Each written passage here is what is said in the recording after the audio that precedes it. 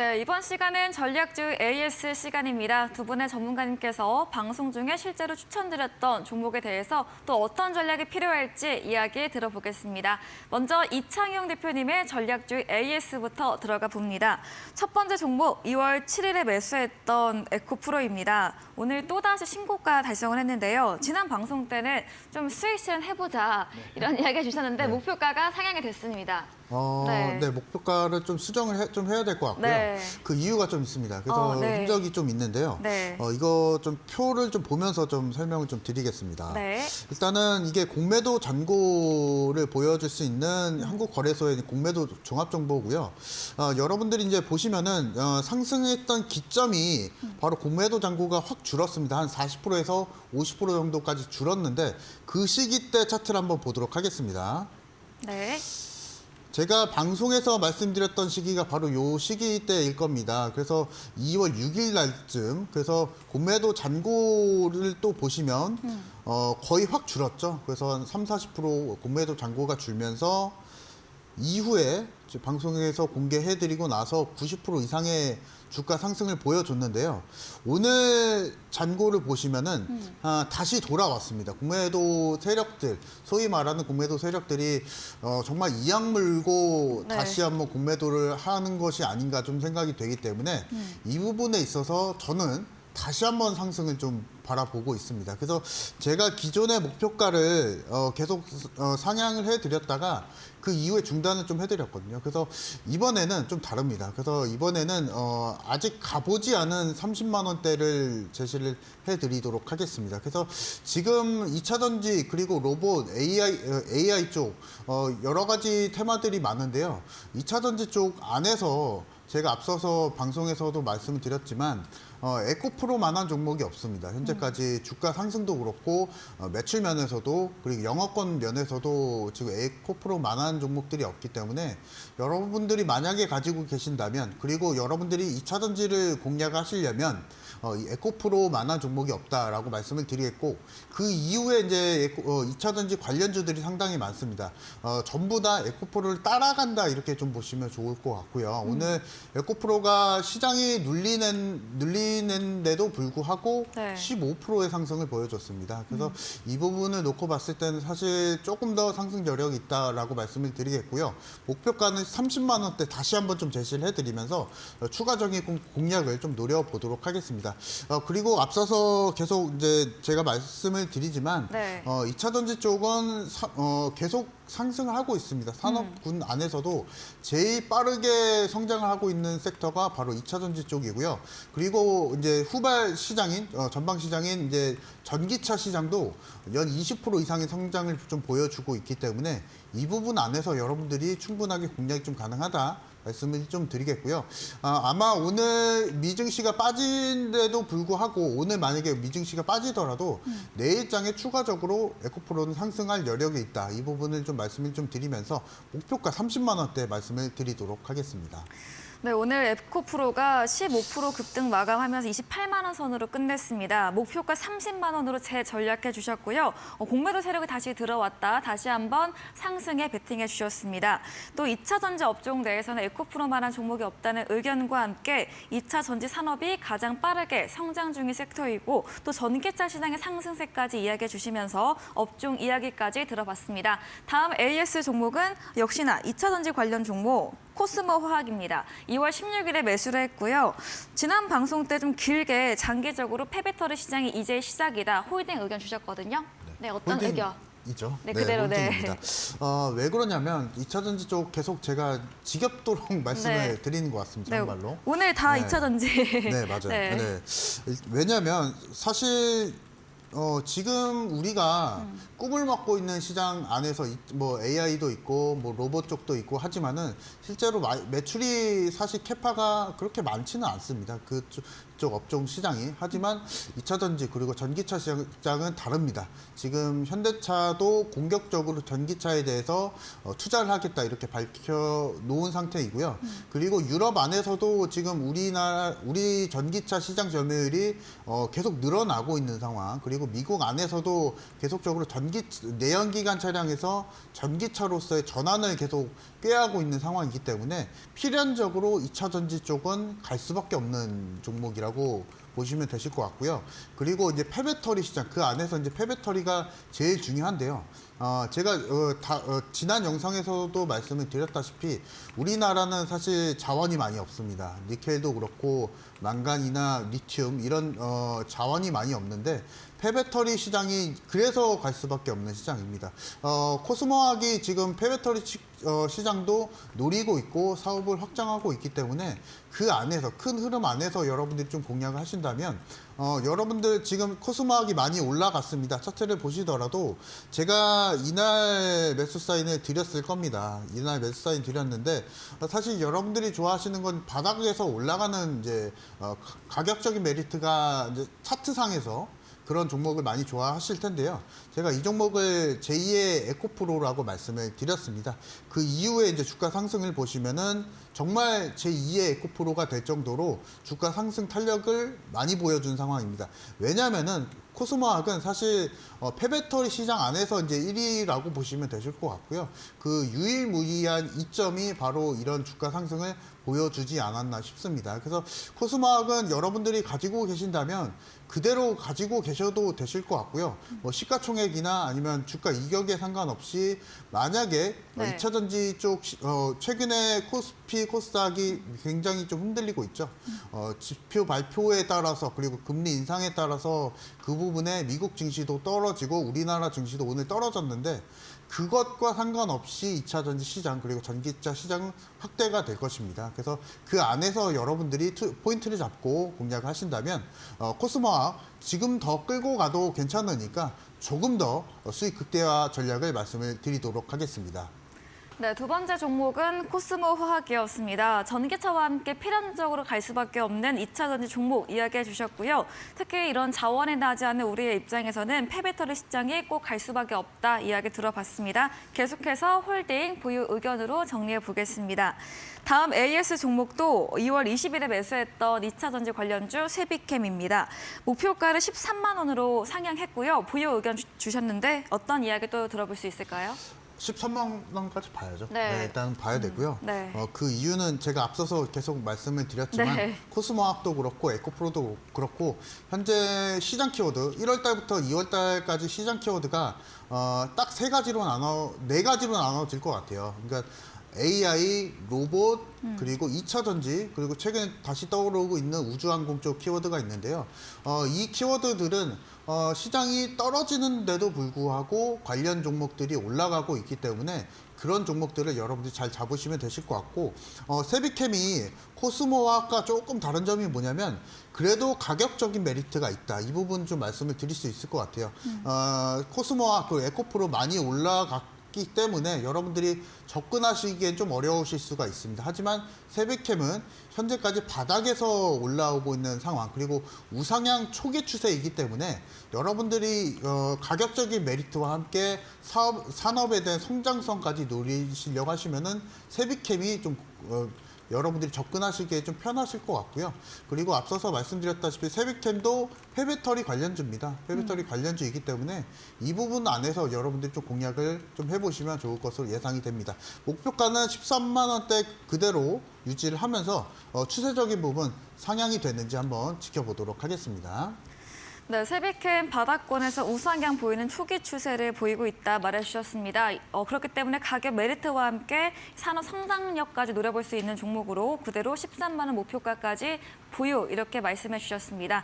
다음 종목은 1월 30일에 매수했던 H&M입니다. 매수가 23,050원이었고요. 오늘은 좀 소폭의 조정을 받았습니다. 어떻게 보실까요? H&M은 모아가야 될 것 같고요.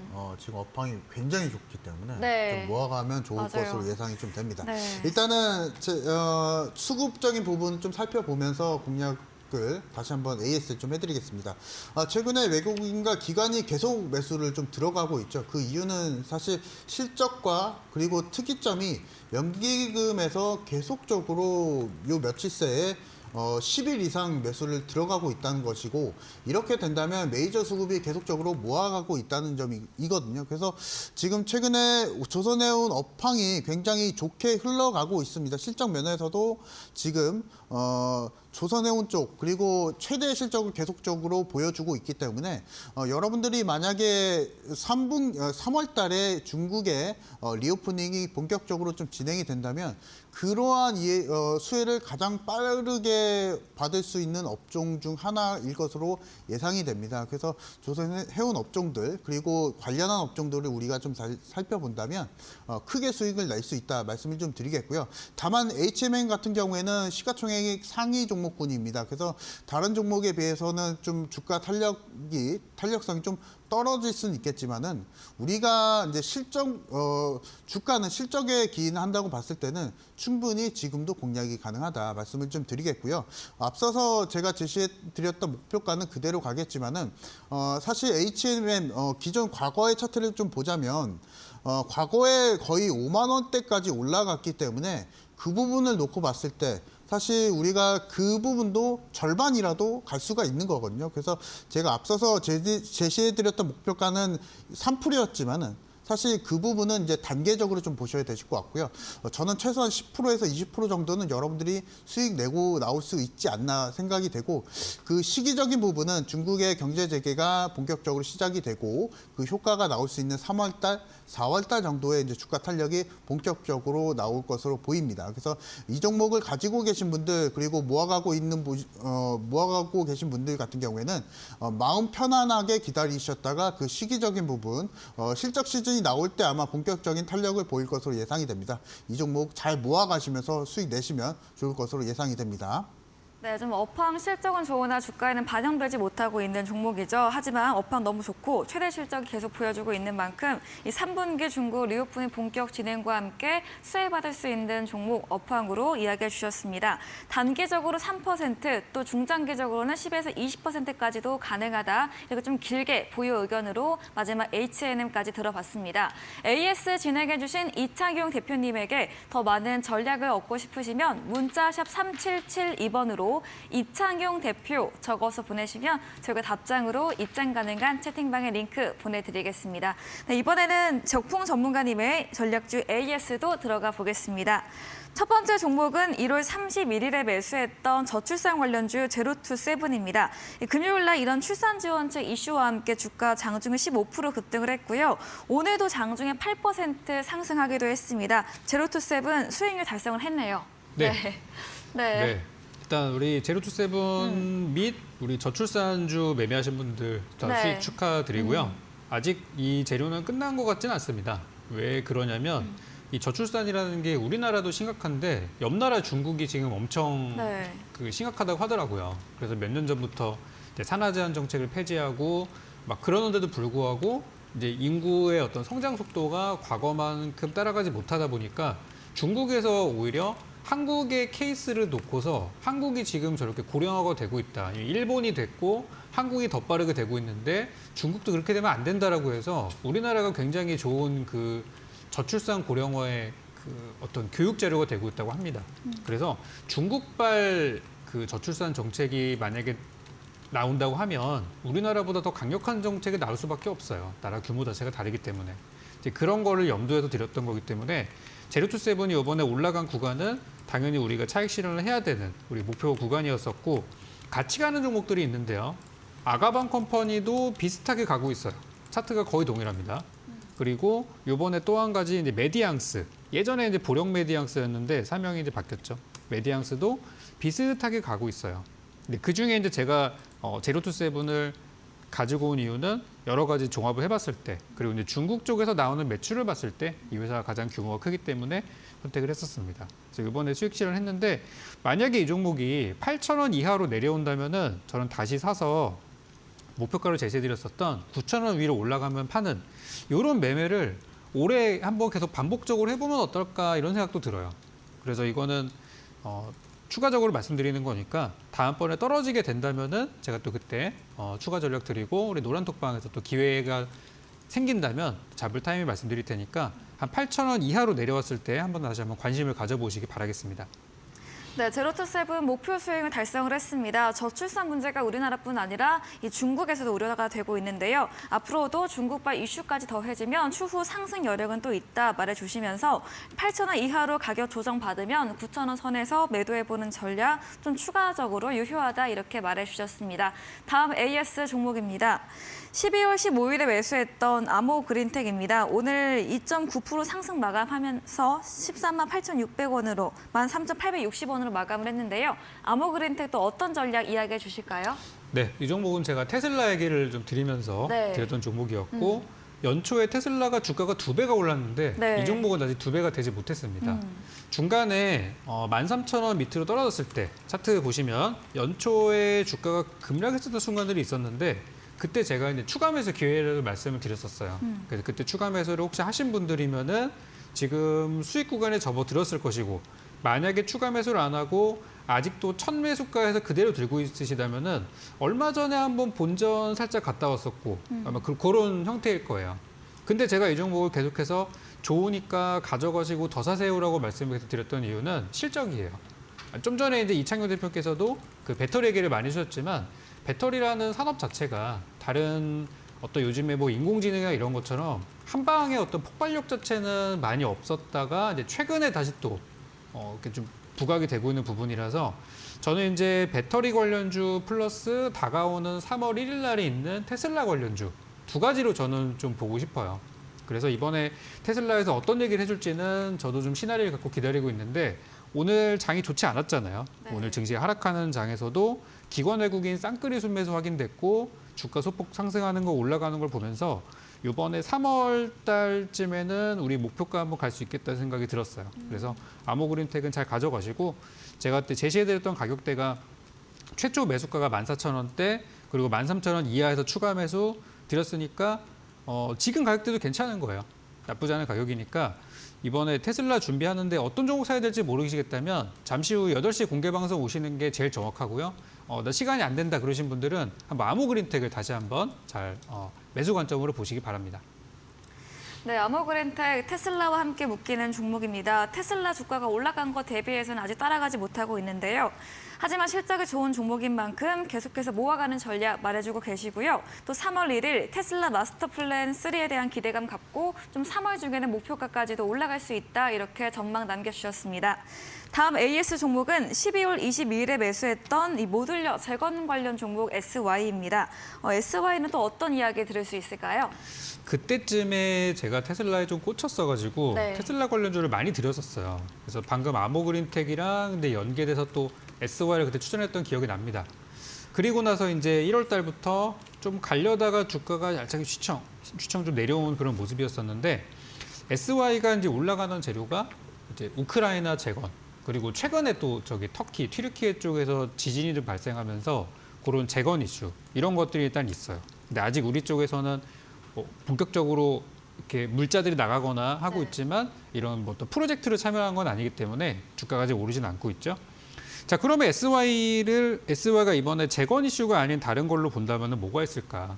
과거에 테슬라의 솔라루프, 어떤 그 태양광, 차량 지붕에 설치하는 그런 태양광 프로젝트가 발표됐을 때 그때 관련주를 움직였던 종목 중에 하나가 SY였어요. 그래서 아직도 솔라루프 테마의 대장주가 뭐지 하면은 SY를 떠올리시는 분들이 많을 것 같습니다. 그래서 SY는 저는 요번에 테슬라 3월 1일 날 인베스터 데이가 끝나고 나서 분명히 주목받을 테마라 생각하고요. 그 테슬라의 인베스터 데이 그 광고 그 이미지를 보면은 거기에 이제 재생에너지에 대한 문구가 들어가 있어요. 그래서 저는 태양광 잘 보셔야 된다고 생각하기 때문에 SY 보유하신 분들 포기하지 마시고 잘 가져가시고 3,500원 정도면 거의 바닥입니다. 이거는 추가 매수도 되는 가격이니까 저는 매수 관점으로 보도록 하겠습니다. 네, AS 진행해주신 적풍 전문가님과 방송 이후에도 더 많은 이야기 듣고 싶다면 문자샵 3772번으로 적풍 적어서 보내주시면 저희가 답장 가능한 채팅방 링크 보내드립니다. 저희 다음 코너 도전 상한가에서 전략주에 대한 힌트를 알려드리고 있습니다. 힌트 듣고 정답을 아시는 분들 8시 적풍 전문가님의 무료 온라인 공개 방송에 들어오셔서 채팅창에 남겨주시면 커피 교환권 보내드리겠습니다. 저희는 마지막 코너 도전 상한가로 돌아오겠습니다.